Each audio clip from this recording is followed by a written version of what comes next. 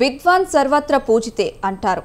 అయితే విద్వాంసులకు, పండితులకు, గురువులకు అందరికీ గురువు విద్యాదేవత వాగ్దేవి మాత సరస్వతి మాత ఉదయించిన శుభోదయ తిథి మాఘ శుద్ధ పంచమి, అదే వసంత పంచమి. ఈ సందర్భంగా చిన్నారులకు చదువుల తల్లి ఆలయాల్లో పెద్ద ఎత్తున అక్షరాభ్యాసాలు జరిగాయి. దీంతో సరస్వతి తల్లి గుడులన్నీ పిల్లల బడులుగా దర్శనమిచ్చాయి.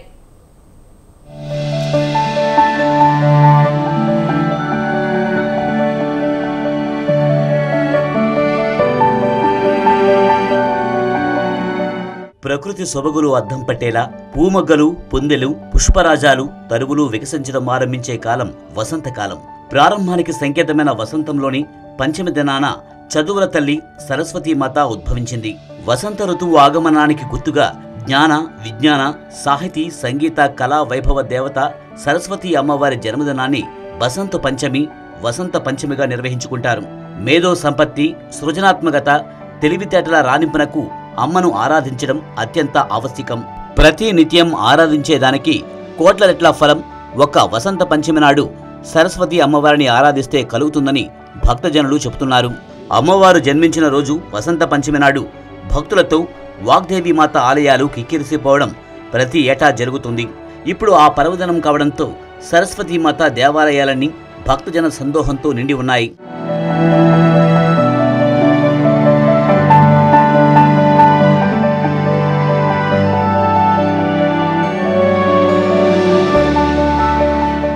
విశ్వవ్యాప్త కీర్తి గడించిన బాసర జ్ఞాన సరస్వతి అమ్మవారి ఆలయం తెలంగాణ రాష్ట్రం నిర్మల్ జిల్లాలో నెలకొని ఉంది.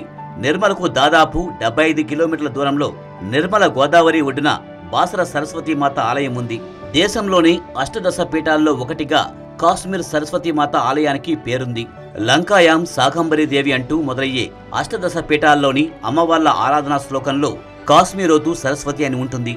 అంతటి గొప్ప కాశ్మీర్ సరస్వతి ఆలయానికి ఎంత పేరుందో అదే రీతిలో బాసర సరస్వతి అమ్మవారి ఆలయానికి పేరుంది.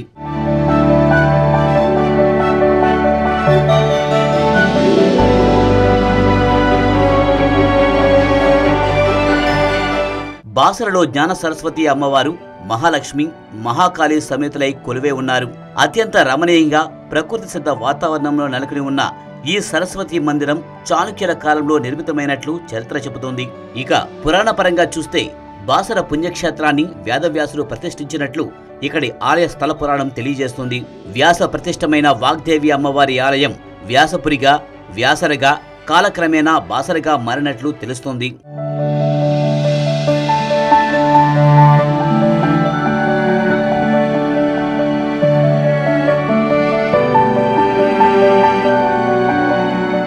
తెలంగాణ రాష్ట్రంలోని వర్గల్ సరస్వతి ఆలయానికి విశేష చరిత్ర ఉంది.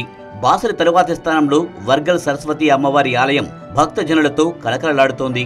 కంచి శంకరమఠం ఆధ్వర్యంలో నిర్వహించబడుతున్న ఈ దేవాలయ అధిష్టాన దేవత సరస్వతి అమ్మవారు.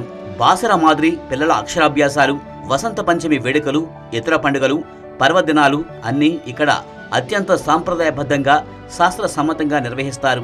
ఈ ఆలయ ప్రాంగణ నిర్మాణం అపర దైవ భక్తులు, సరస్వతి ఆరాధకులు యాయవరం చంద్రశేఖర్ శర్మ ఆలోచన ఫలితంగా నిర్మితమైనట్లు ఆలయ వర్గాలు తెలియజేస్తున్నాయి.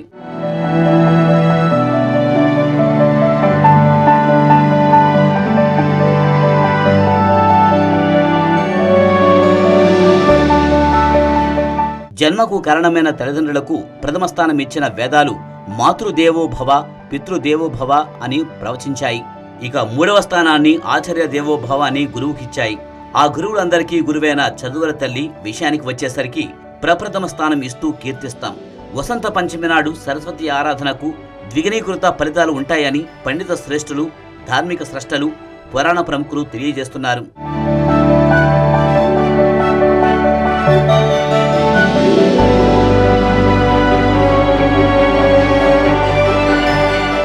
తల్లి నిన్ను దలంచే పుస్తకమును చేతను బూనితిన్ అంటూ పోతనామాత్యుని సరస్వతి ఆరాధన శ్లోకాన్ని విద్యార్థులతో తొలుత గురువులు పలికించి విద్యాబోధన చేయడానికి సంసిద్ధమవుతారు.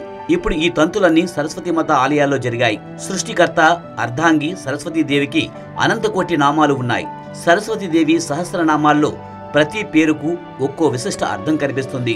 అక్షర కుక్షి సరస్వతి అమ్మవారి శతసహస్ర కోటి నామాలు పఠించే సామర్థ్యం, శక్తి అందరికీ ఉండదు కాబట్టి పర్వదినాలకే పర్వదినమైన వసంత పంచమి నాడు అమ్మవారి అష్టోత్తర సహస్ర నామావళిని పఠించి సరస్వతి మాతకు పూజలు చేస్తే అమిత ఫలితాలు సిద్ధిస్తాయని సరస్వతి ఉపాసకులు, పురాణ ప్రముఖులు తెలియజేస్తున్నారు.